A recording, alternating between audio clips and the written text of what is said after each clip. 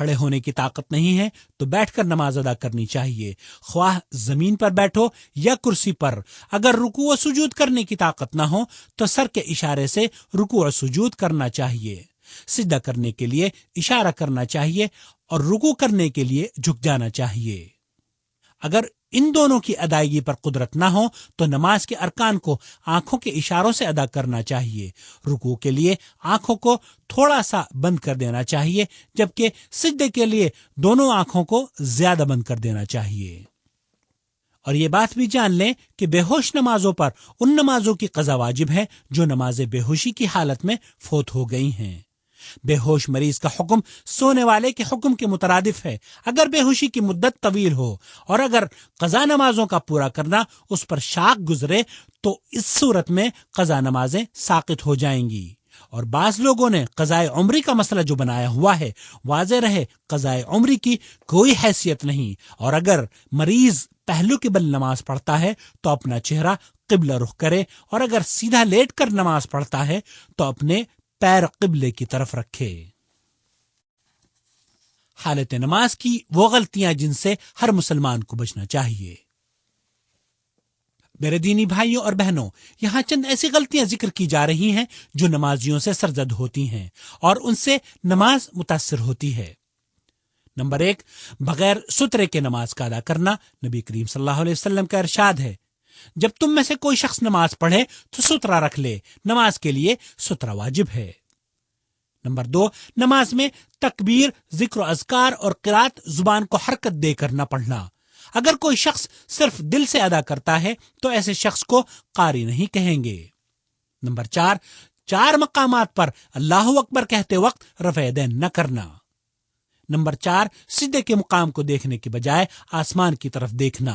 نبی کریم صلی اللہ علیہ وسلم نے دھمکی بھرے الفاظ میں یوں ارشاد فرمایا، وہ لوگ جو نماز میں آسمان کی طرف دیکھتے ہیں باز آ جائیں ورنہ اللہ ان کی بصارت سلب کر لے گا۔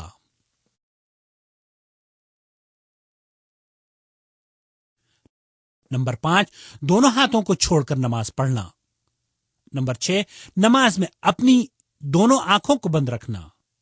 نمبر 7، بعض اعضائے سجود کو زمین پر نہ رکھنا، جیسے سجدہ کرتے وقت اپنے دونوں قدموں کو اٹھائے رکھنا یا ناک زمین سے مس نہ کرنا۔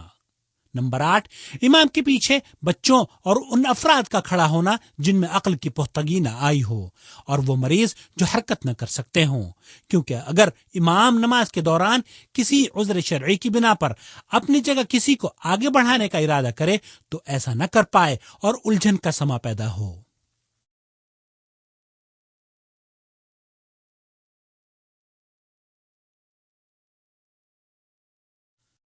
نمبر 9، بعض لوگوں کا یہ عمل کہ جماعت میں شامل ہونے کے لیے جب وہ امام کو سجدے یا قاعدے میں پاتے ہیں تو نماز میں شامل نہیں ہوتے، یہاں تک کہ امام دوسری رکعت کے لیے کھڑا ہو جاتا ہے، جبکہ حکم یہ ہے کہ جس حال میں امام کو پاؤ اس کے ساتھ جماعت میں شامل ہو جاؤ۔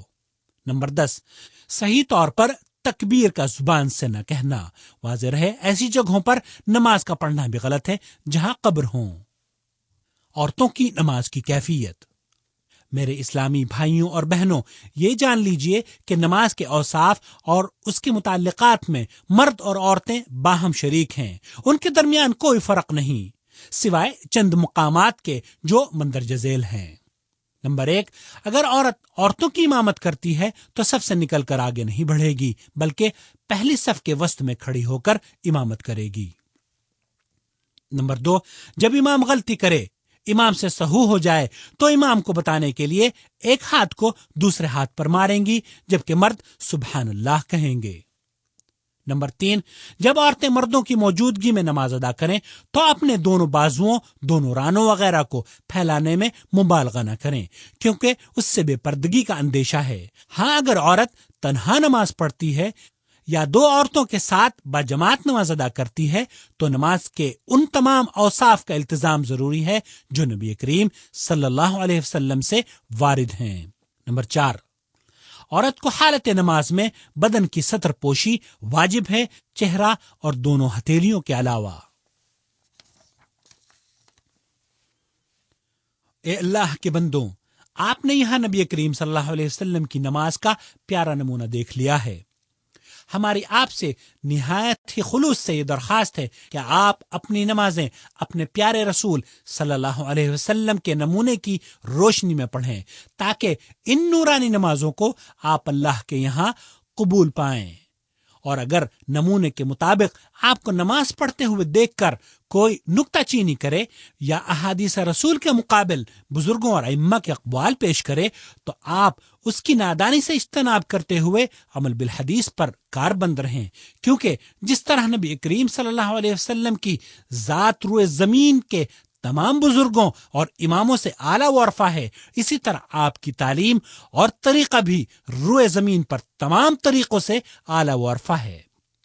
امام ابن قیم رحمۃ اللہ علیہ کے اس قول کو یاد رکھیں، نماز روزی کا باعث ہے، صحت کی محافظ ہے، تکالیف کو دور کرتی ہے، بیماریوں کو بھگاتی ہے، دل کو قوت عطا کرتی ہے، چہرے پر نور لاتی ہے، قوی کو مضبوط کرتی ہے، روح کو غذا فراہم کرتی ہے، قلب کو منور کرتی ہے، نعمت کی محافظ ہے، برکت لاتی ہے، شیطان کو دور بھگاتی ہے، رحمان سے قریب کرتی ہے۔ اور آخر میں نبی کریم صلی اللہ علیہ وسلم کے اس فرمان کو یاد رکھیں، روز قیامت بندے سے سب سے پہلے نماز کے متعلق سوال ہوگا۔ اگر یہ مرحلہ ٹھیک رہا تو دیگر اعمال صحیح رہیں گے، اور اگر نماز میں گڑبڑ ہوئی تو دیگر سارے اعمال خراب ہو جائیں گے۔ اے اللہ کے بندوں، ہمیں امید ہے کہ اس کیسٹ کا اختتام آپ کے لیے نئی زندگی کی ابتدا ہوگی، لہذا اب ویسے ہی نماز پڑھو جیسے نبی کریم صلی اللہ علیہ وسلم نے نماز ادا کی ہے۔ نماز اسی طرح پڑھو جس طرح مجھے پڑھتے ہوئے دیکھتے ہیں۔